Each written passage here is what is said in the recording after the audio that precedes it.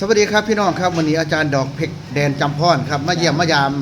มาถึงมุกดาหารเลยครับมาเยี่ยมมายามเสน่ห์อีสานตำนานไทยลาวและก็ตีสองฟังโขงพี่น้องครับวันนี้ถือโอกาสมาสำหรับอาจารย์ดอกเพชรนี่ก็เป็นครูเพลงชื่อดังแห่งประเทศลาวเลยก็ว่าได้พี่น้องครับถ้าเป็นตัวนี้เพลงปลาคอใหญ่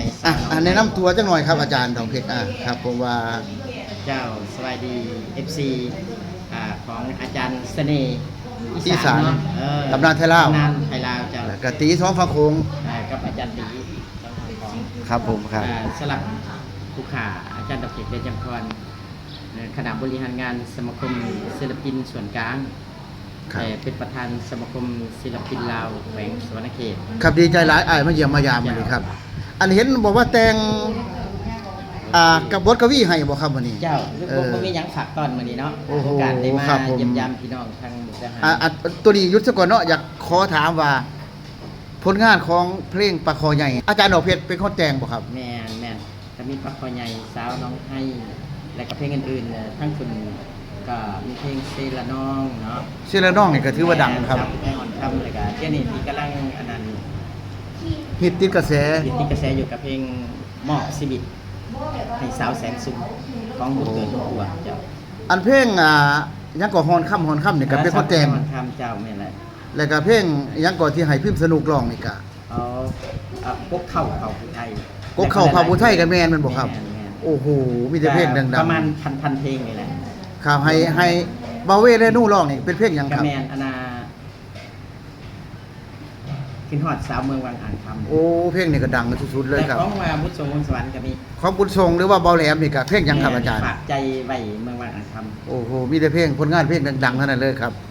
มื้อนี้ก็ดีอกดีใจเนาะโดยเฉพาะเสียตีก็มาเยี่ยมมายามครับพี่น้องครับมื้อนี้ต้องมาคารวะพูดง่ายๆมาคารวะผู้รักผู้ใหญ่ก็ดีใจถือว่าดีที่สุดนะเพิ่นมาเยี่ยมมายามเฮานี่โอกาสเพิ่นนี่บ่ค่อยมีเลยครับผมเอาบัดนี้ได้ยินข่าวว่าแต่งบทกวีฝากน้องทั้งสองคนเสน่ห์อีสานกับตีสองฟังโขงอยากให้อ่านให้ฟังเลยครับเจ้าอันนี้ของฝากจากคนสวรรค์เด้อสวรรค์มุกดาเศร้าปัสสาสองพี่น้องความปองดองสองเฮานี่แต่นานห่วงสายของห่วงที่คองอันเดียวกันสายผูกพันเหมือนลูกหลานห่วงผู้ทอออกพรรษาสองเฮาพาแข่งเรือไฟไก่แล้วงานปีใหม่สงนำห่วงไวยพรเป็นแก้วดองสองสั้นห่วงเทียงหมอนนิลันดอนหักเฮานิเสื่อมทายเขียนปีบคสมุกดาหารวันที่20 เดือน 7 2020โอ้ดีใจหลายวันนี้ครับเป็นถือว่าสุดยอดบ่ครับเศรษฐี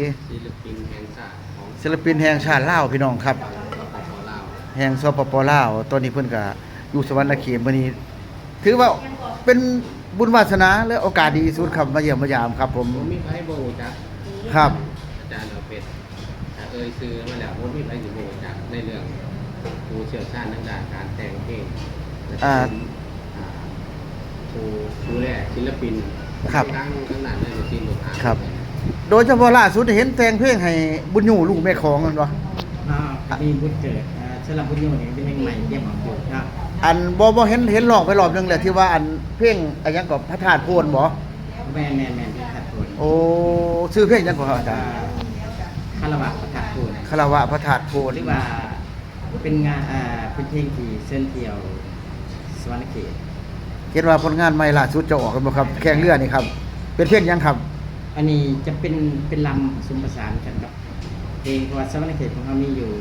4ทำนองลำที่เป็นเอกลักษณ์เขาเรียกว่า4ครับจังหวะ4จังหวะบ่หรือว่าครับลำ4จังหวะมีคนสวรรค์บ้านซอกผู้ไทยแล้วก็ตั้งไว้ความจริงสวรรณเขตมี11ทำนองครับมี11เพลงลำแต่ว่า